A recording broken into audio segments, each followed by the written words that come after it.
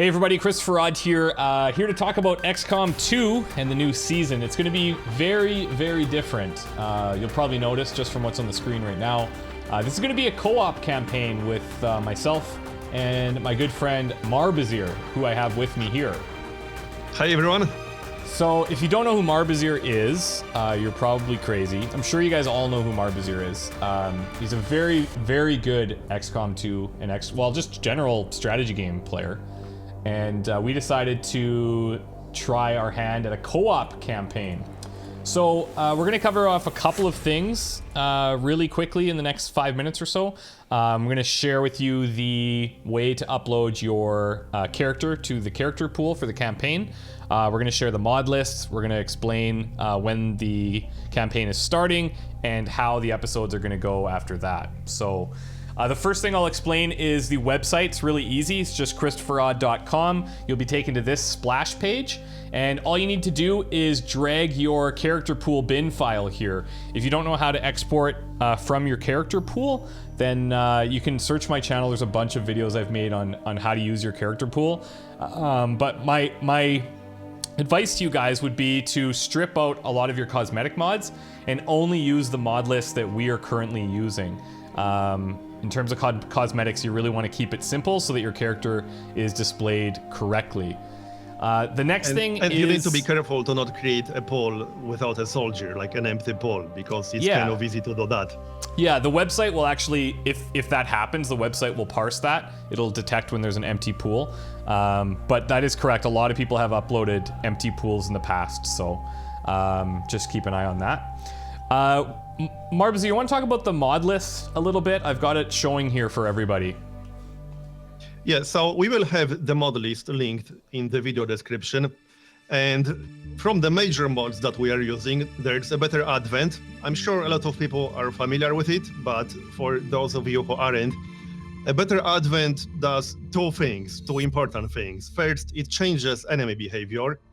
And second, it adds a lot more enemies in the early game, in the mid game, in the late game. They kind of plug some existing holes in enemy types. They make missions harder. And I don't want to spoil too much because there are quite a few surprises in a Better Advent. Yeah. Unpleasant surprises, let's just say. And I think people have probably seen a Better Advent on both of our channels at some point, so...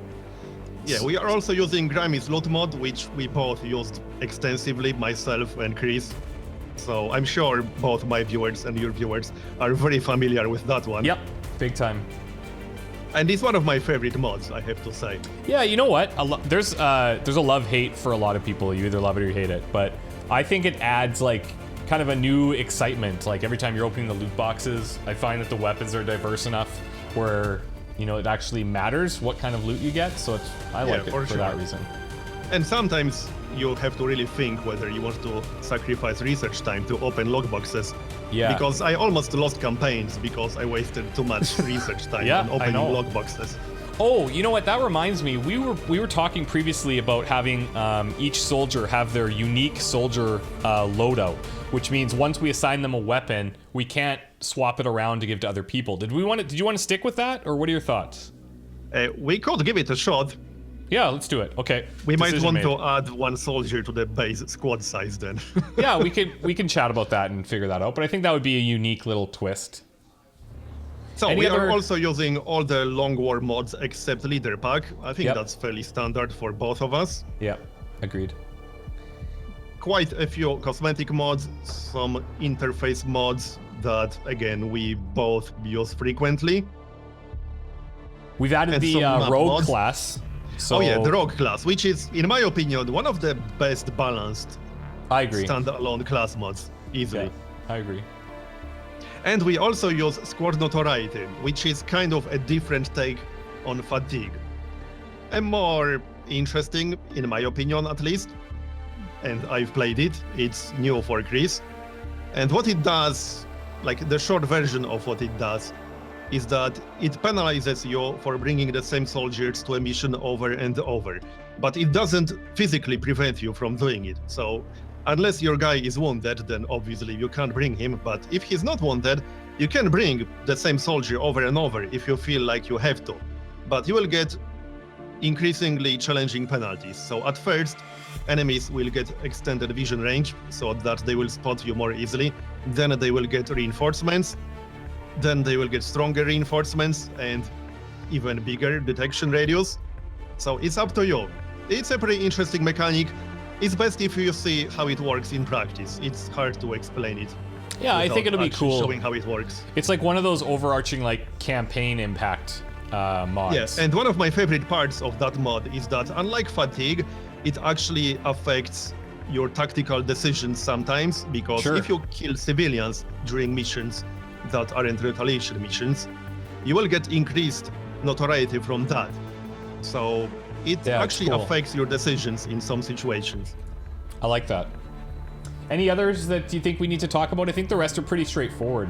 Yeah, I think that's basically it. We are using 3 standalone enemy mods on top of a better advent. That's the Elite Viper, which pretty much plugs like the missing Vipers in the late game, because that's a bit of a hole in enemy types. Yep. Vipers kind of like disappear off the face of the planet past certain point of the campaign. Then we also got the Advent Priest, which is basically a healer. He will heal other enemies as a priority. A fairly straightforward enemy, but it makes things a bit more interesting sometimes. Yep. And we got the Rift Keeper, which is a late game version of the Gatekeeper, a more challenging late game version of the Rift Keeper. You can't just kill it in one turn with blue screen, let's just say. Yeah, no, that'll be cool. I'm interested in checking that out. If you guys have cosmetic mods that you'd like to suggest, please do so, and Marbozir and I will both take a look at it, and we may include it. We're gonna try to do like try to keep things pretty simple from a mod list perspective, especially because things can get a bit wonky when people are uploading character pool files. So we may or may not add additional cosmetics, but if there's any that you think are really cool, then we may add them.